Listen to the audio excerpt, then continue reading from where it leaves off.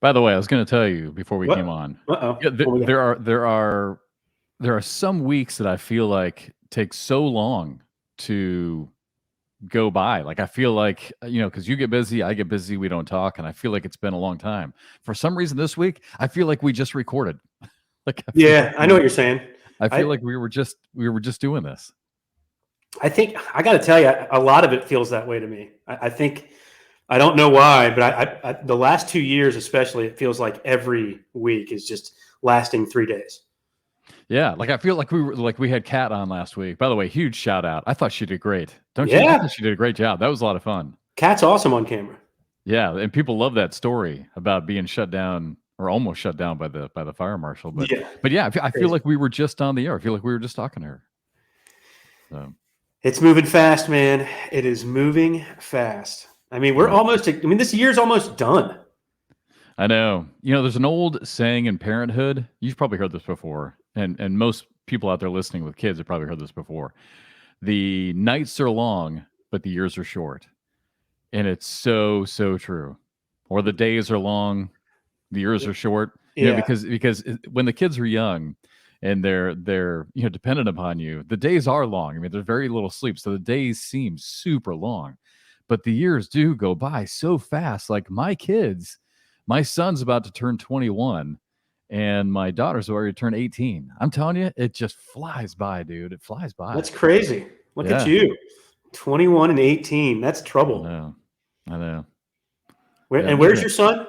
They're doing all right though. He's up in North Carolina. He's up in just north of Charlotte, up in like the Thomasville area.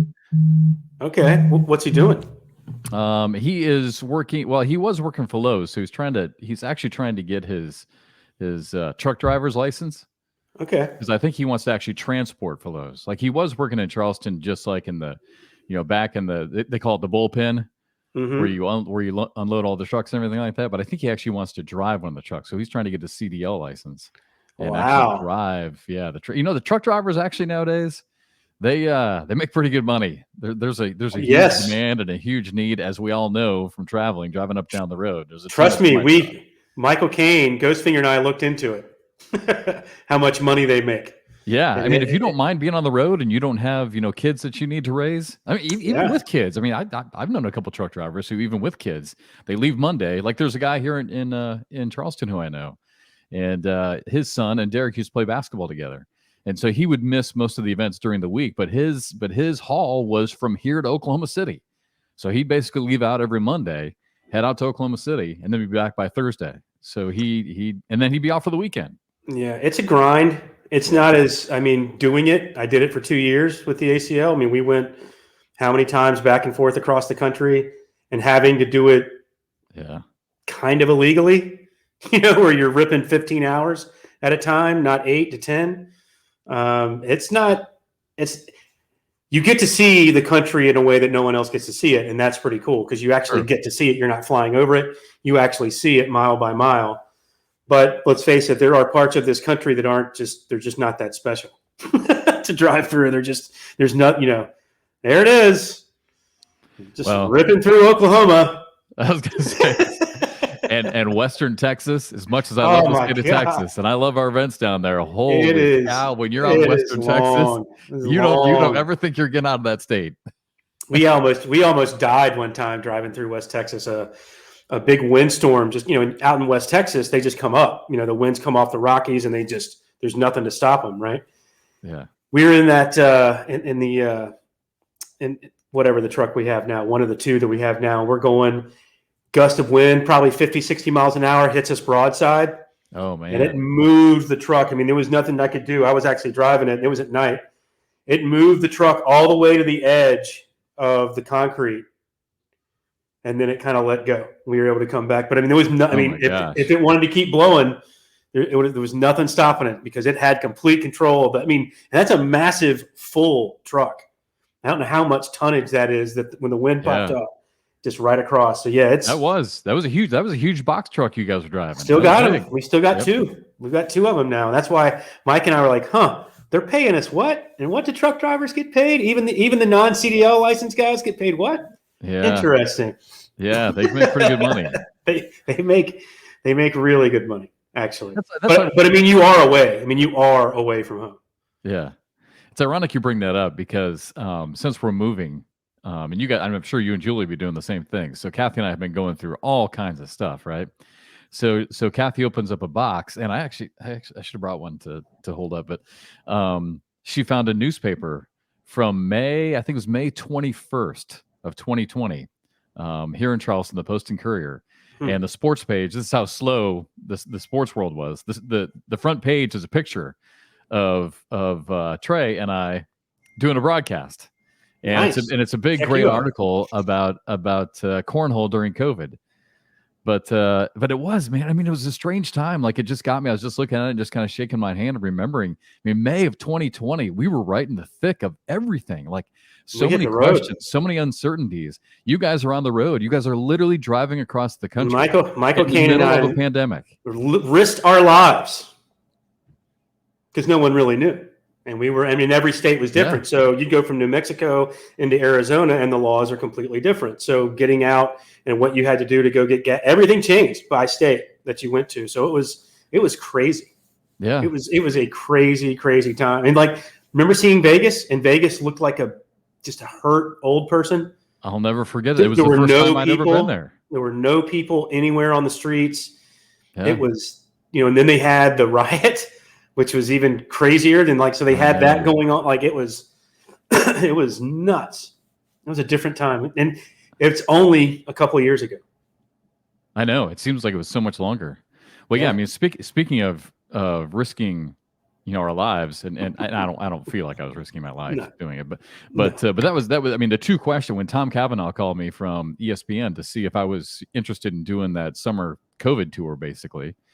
The two questions were, do you want to broadcast cornhole?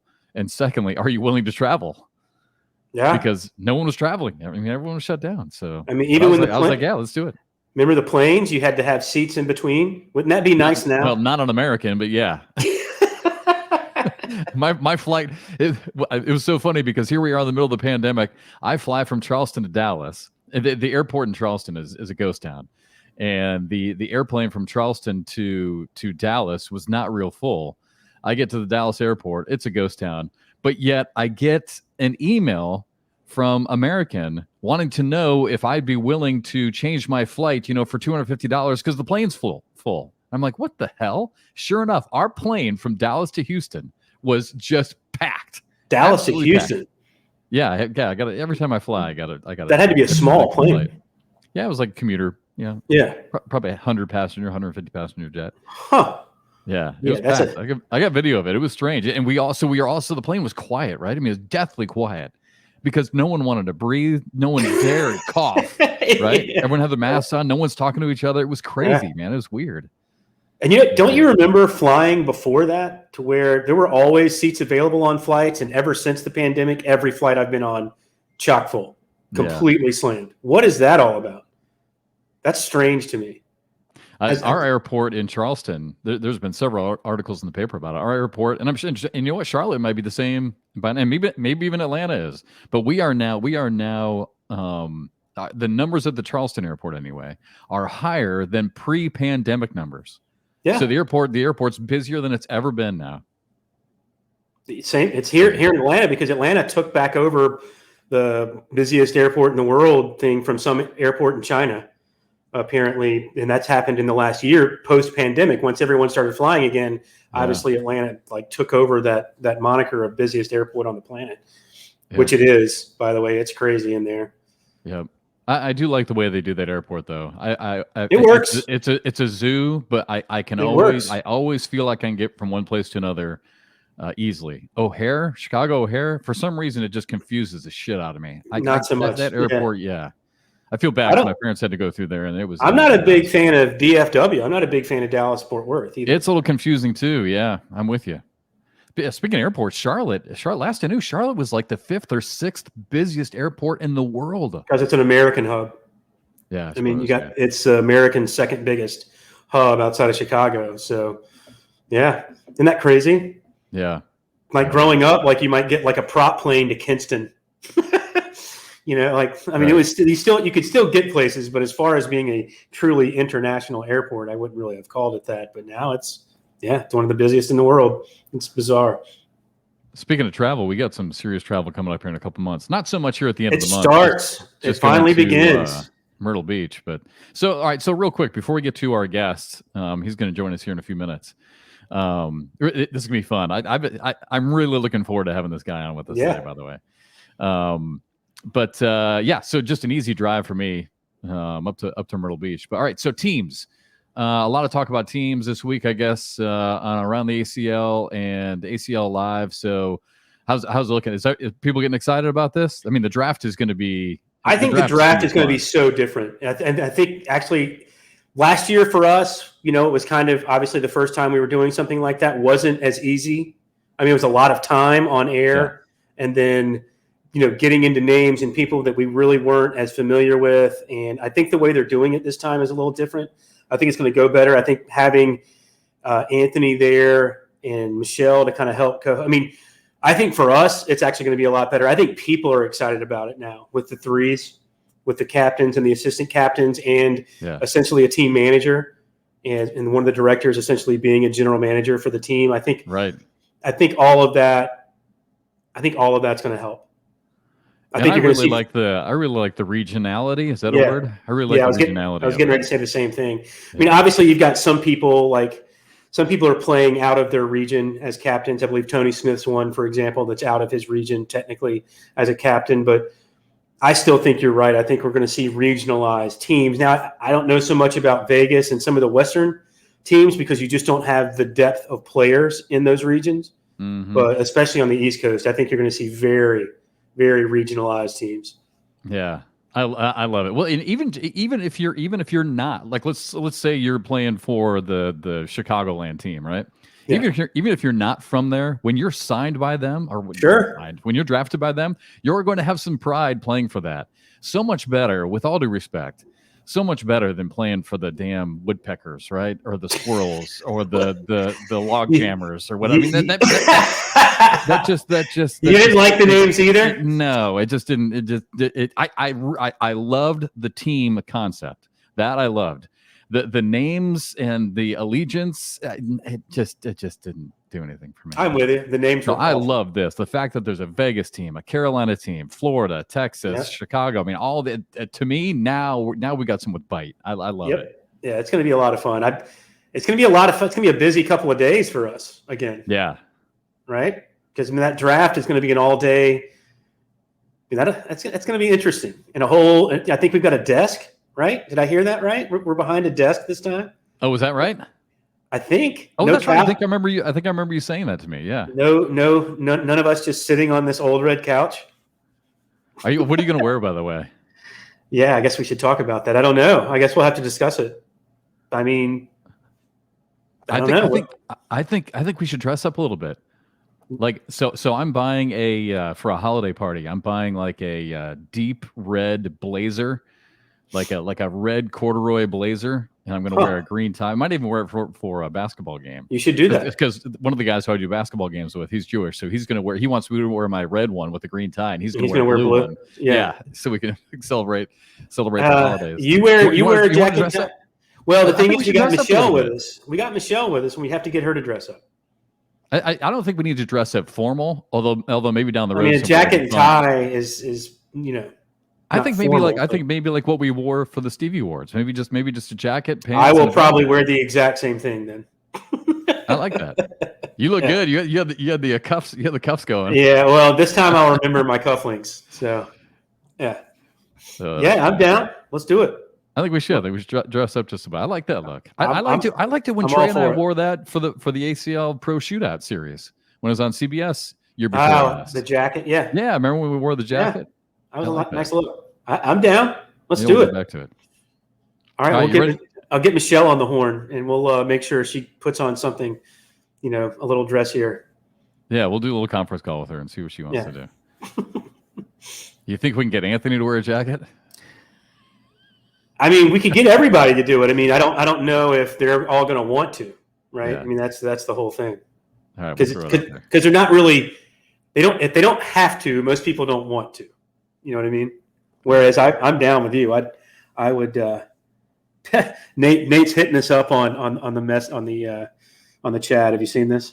I didn't even know we had a chat on here. We've got a chat. He's hitting us up.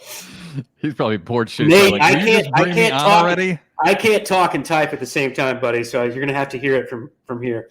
All right, let's get to our guest, since we've already kind of given away a little bit. But our guest this week is an ACL Pro, off to a terrific start this season. We'll talk about that.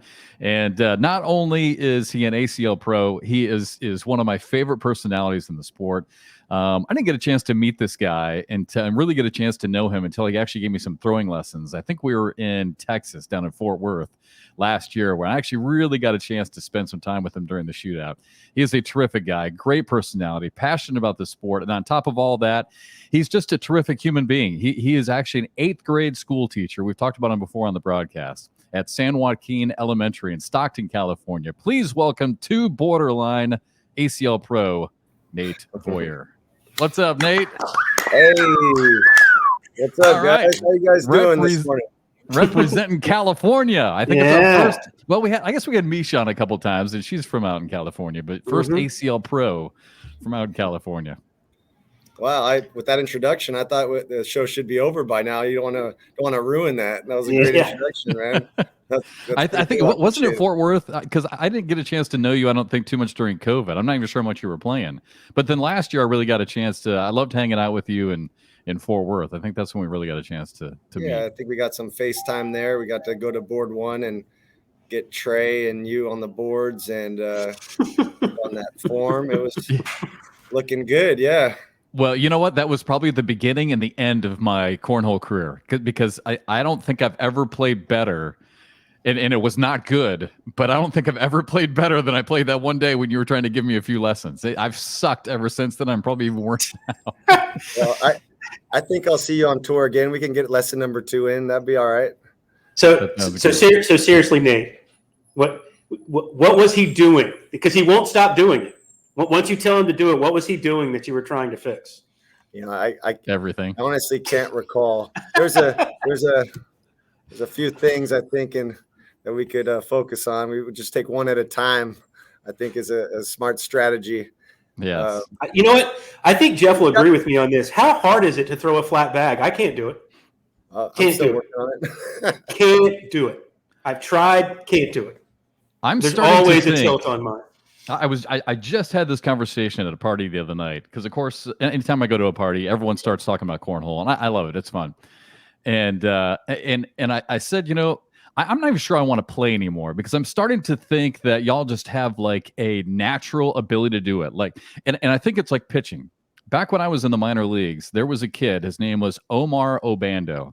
He was about 5'10", Nate. I mean, 5'10", maybe 150, right?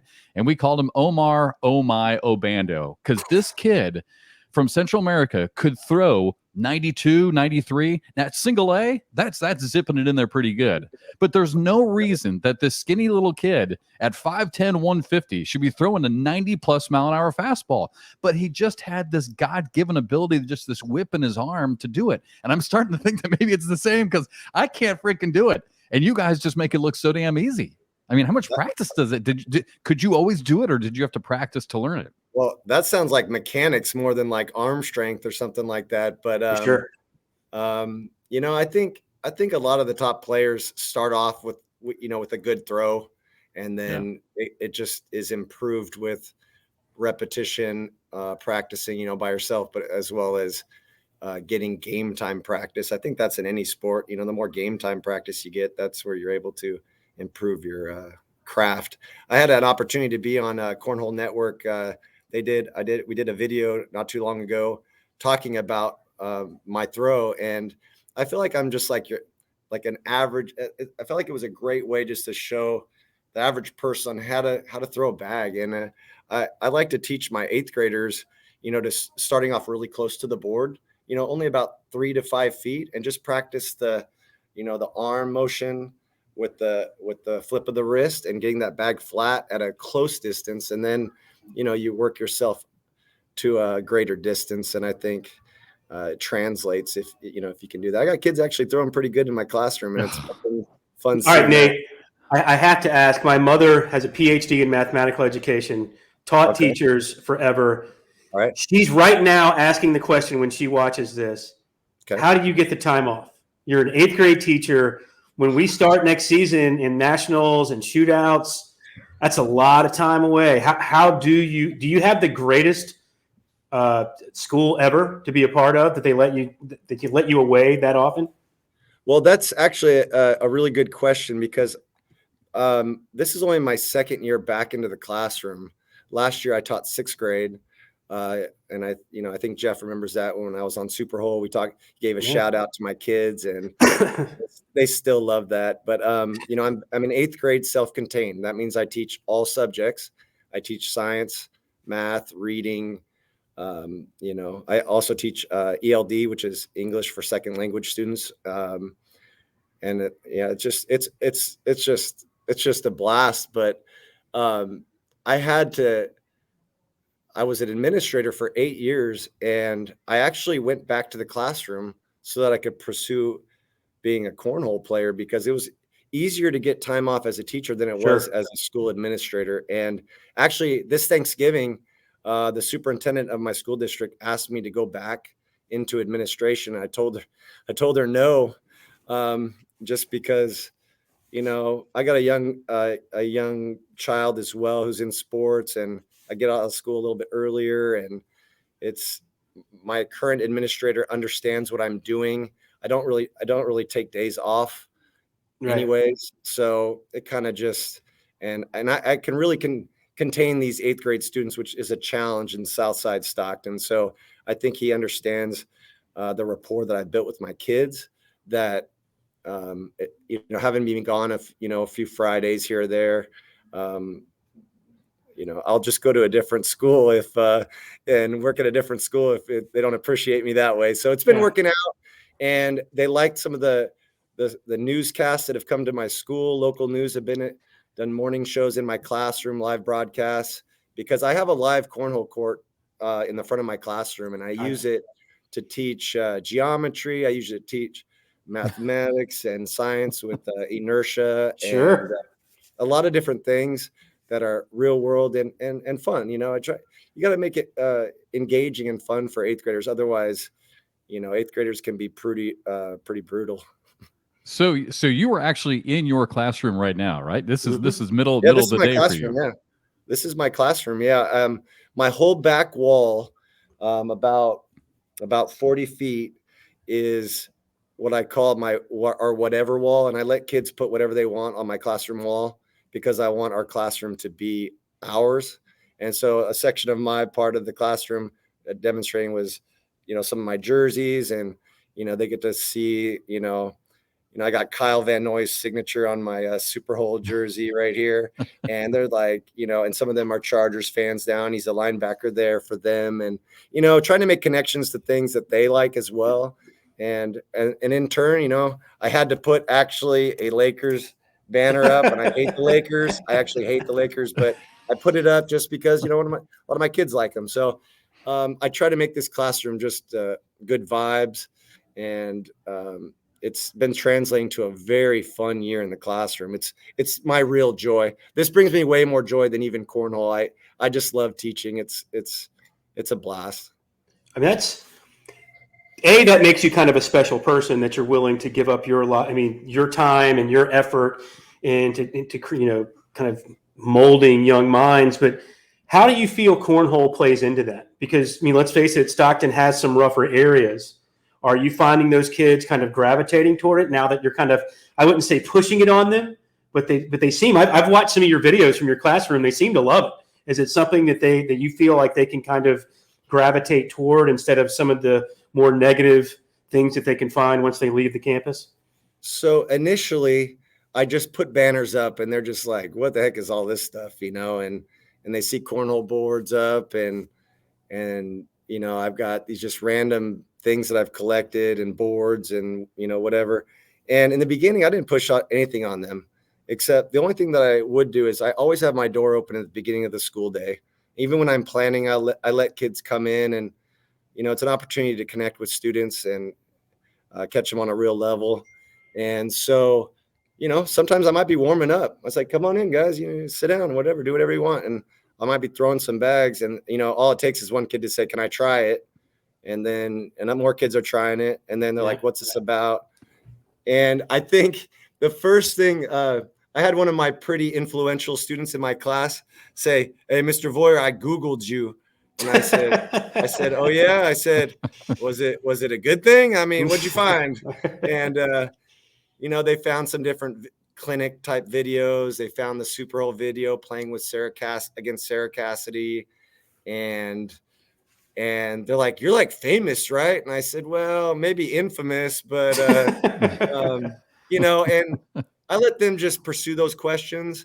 And then now that they're really into it and they follow me, they check my standings. They click on tournaments and check brackets to see. I'm like, some of them get really into it and following me.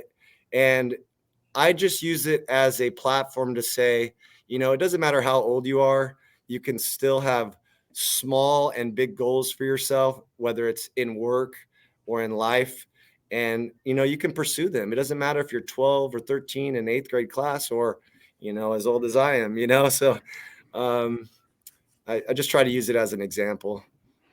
Well, Nate, speaking of standings, I'm glad you said that, because Bernie and I were looking at this before you came on. So I'm looking at the open standings, and as busy as you are, I'm showing right now that you are, by the way, shout out to the West Coast. It looks like there are 3 California players right now in the top 11 open standings. But yeah, you're just outside the top 10 at number 11, but you're only about 150 points behind Ryan Wiedenfeld. So how are you doing this? I mean, how do you, like, kind of to Bernie's point, like, I mean, how far do you want to take this? How serious are you with this? I mean, because you're off to a great start in the standings. I had a great conference, and the West Coast were one of the first conferences to have their conference tournament. I think that's why it's heavy in the standings that way right now. Believe me, I'll take it. But I won. There was 2 singles brackets. There was, and I won one of them. And Hunter Thorne won the other one. Hunter Thorne edged out Vincent Fresh. I edged out Moses Azueta 21-17. And I played Hunter Thorne for the overall singles, and I got waxed by Hunter. He shot so great. I was so thrilled to have won my bracket. But, I think, I just played really well. And last season, my conference events were really terrible. And I think, every year we talk about the West, it's kind of like a stepchild, like out here, we're way out here, people don't know us. But every year there's new players coming up. And, we're talking about Vince Fresh now, but even in our last regional in Sacramento, we got like 8 pros in that regional. But there was this guy who plays in Stockton with me. His name is Vichet. No one knows who he is, right? He comes up and plays regional last month as a competitive player and gets first, right? And I challenged him. I said, why don't you play advanced, man? I'm like, yeah, all right. He's only been playing 8 months. He gets 2nd place overall in the regional singles, just behind Vince, and beat a lot of the pros and a lot of the top players. And that's what I'm talking about West Coast. Once you hear about a new player, that player is already top, and we got new ones coming up. And I think that shows what the West is doing. We got great weather and a ton of people that live here. It's only gonna continue to be that way, I believe. Well, how long do you feel like sorry, Bernie, just real quick. Do you feel like the sport is truly going to continue to take off here, Nate? I mean, are you feeling that? Like the sport has grown so much, so fast, and all the national attention, all the national TV broadcasts, like, can it really get bigger? Is it really growing that fast? 100%. You think about these players that have longevity. I think of the guys who have been playing for 11 years or 12 years. I think of Tanner Halpert and some other players that, they've been in the game a long time. I've only been playing 4 years, and to me, that sounds like a long time. And in our area, that is a long time. But there are new people playing the game, picking up bags for the first time that are good right out the gate. And I only see it but skyrocketing and getting in popularity, and people playing it out west just because of naturally with weather and being able to play outside a lot, and as well as the amount of people playing, and younger and younger people are playing, I think, as well. And once you get, you get that 7th and 8th grade age and high school age players, you get this influx of them and their parents playing. And I think it's just going to continue to skyrocket. I honestly believe I'm seeing that as leagues flourish right now. When we started our league, Port City Baggers in Stockton 3 years ago, you could only play on Tuesday nights. Now you can play every night of the week, and you have multiple options in my area. And you did not see that. And, that's a testament to what the game is doing, what the ACL is doing on a broad, scale. And it's just, and when you start seeing it on ESPN, I mean, get to hang out with Trey and Jeff on ESPN. I mean, you're an average guy just thinking you can, or gal that wants to throw some bags and you can be on TV. What? Yeah. I mean, that's cool. So how trust far? Me, ask anyone in my family. It's not that great. How far behind would you say the West Conference is? Obviously Hunter can play with anybody, Moses can play with, but as far as the depth of talent goes, how far behind? It's a two-part question. How far behind do you think the West Conference is from, say, the Southeast or some of the other monster conferences that we have? And second part, have you talked to some of your students and said, look at a kid like Alex Hicks, look at some of the other young players that we have that are essentially your age, 8th graders, that are, making a name for themselves in the sport. You don't have to be older. You can pick this up right now. Have you found that any of them are game for that? But then the first part of the question, how far behind do you think the Western Conference is as far as getting that depth of talent to where it can stack up, say, 10 deep with some of the other conferences? Well, it's a hard question because you can have the depth here in California, but you have to have people willing to travel. Right. And I do think we have the depth, but right now I think a lot of people out here, there's a lot of really good players that don't put in. You got to really put in work and travel to make a name for yourself, to get recognized, to have people know who you are. You got to play in some opens. You got to go out of state. You got to, if you're in Northern California, you got to travel 5 hours and go down south and play in SoCal. You got to go play against, Hunter Thorne and Nick Williams and Andrew Labrador and Tyler, Parent and Brevin Valdivia. You got to go down there. And if you're down there, you got to come up and play some pros up here. Otherwise, you won't even be recognized in our own state. It's just so big. Right. And I just think, I think the depth on a big scale, it's hard to see that because you just got really good players that just don't go play. They don't see, they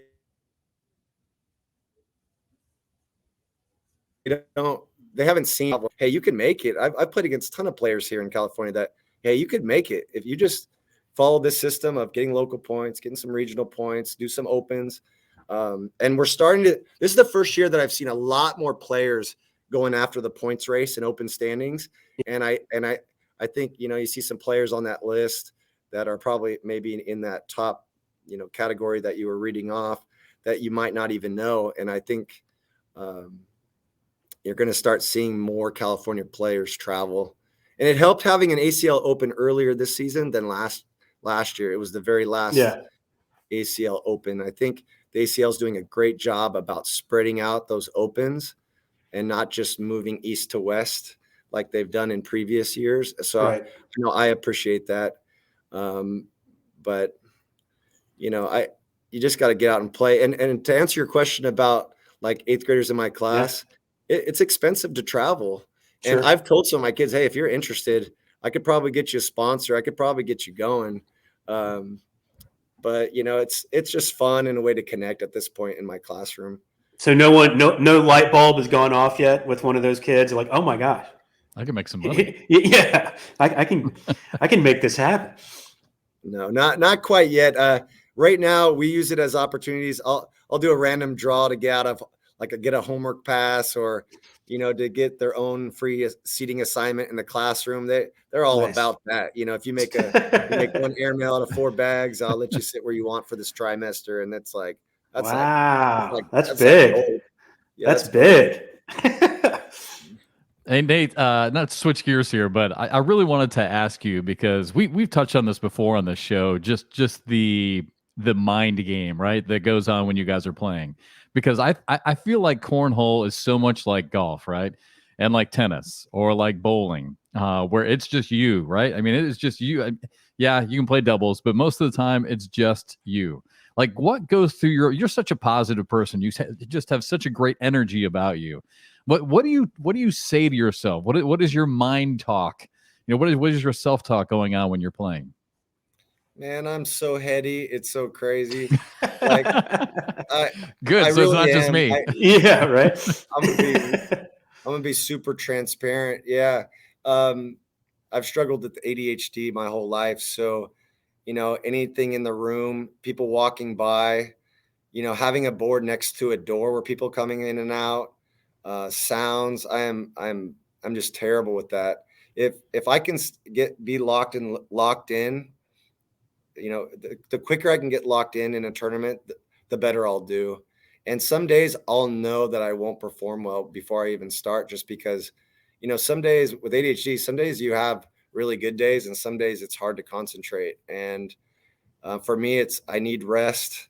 I can't be, partying out with my pro partner, Kevin Smith Jr. the night before. If we're in Vegas National, we gotta behave and have a good, go to bed, call it lights out a little early, but I think for me, if I can get locked in mentally, I feel like I do quite well. And I felt that vibe at my conference tournament. I felt like, if I can get that locked in, and it looks like Dr. Jekyll, Mr. Hyde. Some people see me off the boards, I'm happy go lucky, and then when I go to the boards, I look like I don't want to talk to anybody, and it really has nothing to do with the other person.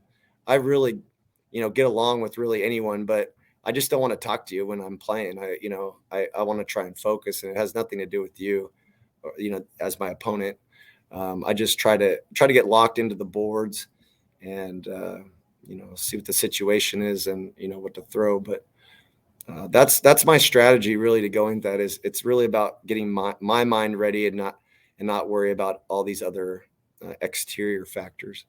Well, speaking of exterior factors, we now have player representatives in the pro division, as you're familiar with.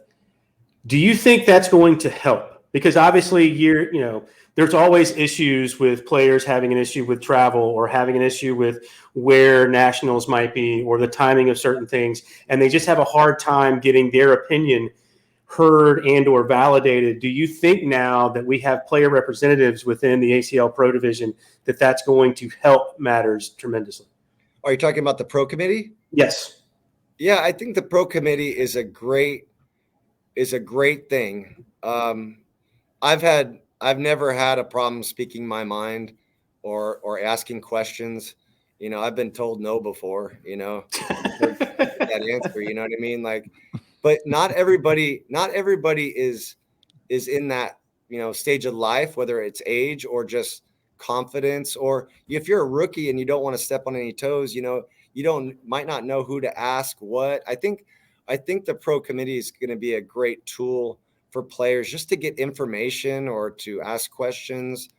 You want to be able to ask questions about the league without feel like you're questioning the league, right?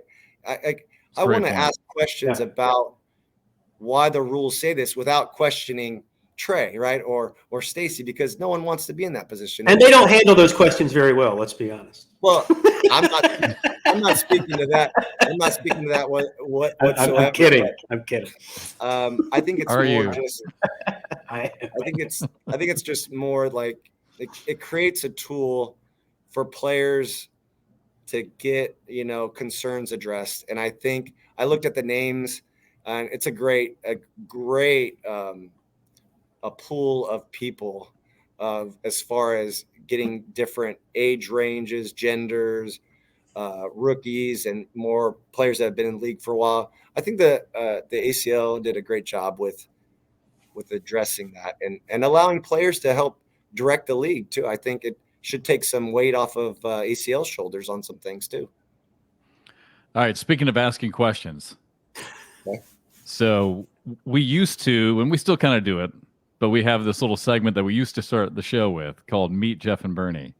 But because of your text messages to me yesterday, maybe we need to, not to put you on the spot, but I think I am.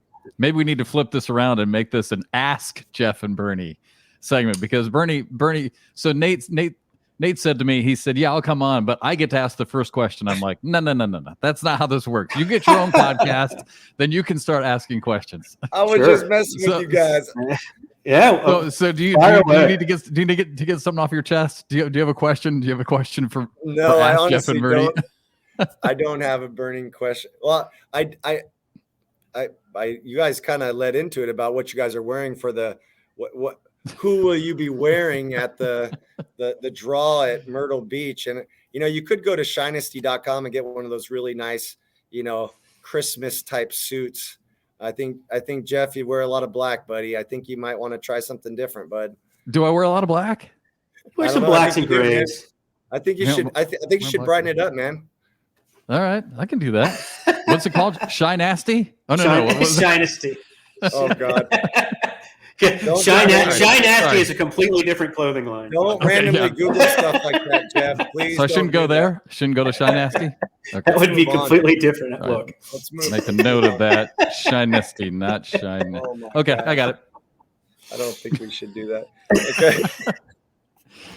Oh, that's good. All right. So what do you speaking of the draft and teams? Yep. What are the players saying? I mean, are you guys excited? Like I don't know if you had logged on while we were talking about it, but I was pretty blunt about it. Like, as much as I love the team competition, and the the theory of it last year, the names really didn't do much for me. I love that it's like there is going to be a regional flavor to it. So what do the players think? You all excited about this? I do think it's good that they have a couple people on the team already, so that they can rely on somebody, rely on a couple people on directing, as far as selecting people, because it's hard. I mean, think about all the conferences we have. It's hard enough to know all the pros in the division from last year. Yeah. Sure. I mean, there's a lot of pros. I mean, there's pros that I never even played all last year in my rookie season, right? And I know their names, but I never played them. So I think, unless you know them, I think it ultimately comes down to who you know. That's my opinion on it. I think, players know which players they've seen on the list as far as the top 100 or 200, whatever it is, as far as previous pros. But then you have this influx of brand new players, right? The players that that we've seen on that list of that could be X factors. Do you pick somebody who's tried and true, or do you take a risk on somebody new? That's the ultimate question, and I think you guys were totally right on those talking about that. Is, at one point, you take Frank Modlin, who is going to put bags in the hole like nobody's business, or you're going to try and go with someone who's going to be a wow factor and bring, that could be. Yeah, it's like in baseball. You want singles, or do you want the guy who's going to strike out a few times, but he can also get you the 3-run homer? Yeah, I think there's a balance. If I were to be ever a part of that draft of some sort, I think my take would be having a balance of that. You want a solid team, maybe with a couple of players that will give you a lot, a huge upside. And I think, but I'm really looking forward to seeing how that's going to play out. I'm curious if it's going to be first. There's going to be some teams that are going to be so loyal to their bag manufacturer. And I believe there's 2 or 3 teams that will only pick players that have the same bag manufacturer, given those bag manufacturers, the way that their contracts are written up and the way they like to do teams when they go to events.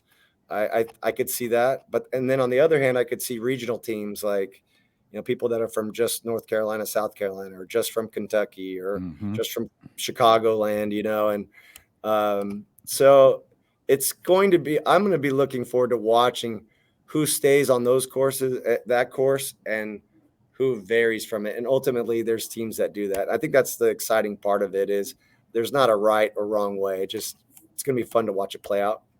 Yeah, I like the fact that I'm sorry, Jeff. I just like the fact that now there's trades available. Yeah, and there's already talk of trades going on, that's fascinating to me. But I think you're right to kind of piggyback on what you're saying.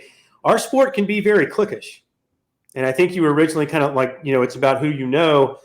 You're going to have a lot of people that kind of put themselves in their own friend group, right? They're going to kind of make sure they kind of put the people they hang out with when they go on tour. That's going to be their team, right? Because that's how they're going to try to fill it. Especially there are some captaincies there that actually have kind of a natural fit where you'll see just if they can just have their boys, if you will, around them. So that'll be interesting to see how that plays out. I'd be curious as, I think there wasn't much talk about, or I think there should be more talk and more weight in the singles finishing from last year. I think there's a lot of players that go unrecognized because they're quieter that should be drafted higher up. And some of those players, if they get drafted later in the tournament, I think those are the teams that will do better. You know what that's called? That's called value. Oh boy, here we go. I was waiting for that. All right, Nate, one last question for you. We only got a couple minutes left. I was hoping we'd have more time for this. But again, going back just to your spirit and your energy that you just carry with you. And I know everyone has ups and downs, and it's not always roses and flowers and everything behind the scenes. But what motivates you? Like, what keeps you so positive? What keeps your energy up? Have there been things that you've overcome? Like, what drives you and keeps you just so high energy and just so positive all the time? I think I've always had to be someone that has something outside of work, not having work just to define who you are. And, before Cornhole, I used to do like Spartan races. I've done over 40 Spartan races. I was the top in my age group, top 10 in my age group. Wow. I did the ultra marathon running, which is the top of Lake Tahoe twice, which is like 18 miles. I used to do those kind of events. Wow. And I did that for like 3 years before Cornhole. Before that, I used to throw darts too. I used to go to Vegas to play darts. So there was always something I was getting into. I tried golf, but I was straight terrible at that. Now I just do Top Golf so I can drink some beers, and hit some off try to get the third deck one so it looks like it goes farther. But I think just finding something that you're passionate about and enjoy and just go after it. I think that's what life's about. A lot of it is finding joy in something and then of course sharing it with others. So I think that's kind of like my mantra. Well, I'll say that's a great way to end it because that's exactly what you do. And thank you so much again for taking the time right in the middle of your day to join us on the podcast. But hey, it's been great to get to know you, brother. Can't wait to see you again this season. We'll see you again soon. It's really fun hanging out with you guys. Thank you for thinking about me and having me on. I appreciate it. Awesome. All right, Nate. Take care. Talk to you soon. Take care, guys. What a great guy, man. Just think about, we've only got 15 seconds left. My mom was a school teacher for 25 plus years. The lives that they changed, Bernie, as you and I well know. Can you imagine having a guy like that as your teacher? They will never forget him. So cool. That would be so cool, actually. Yeah. They'll never forget him. They'll go their whole lives and say, hey, do you remember Mr. Voyer back in 8th grade or back in 6th grade? Yeah. That's awesome. Great stuff. All right. Good show, brother.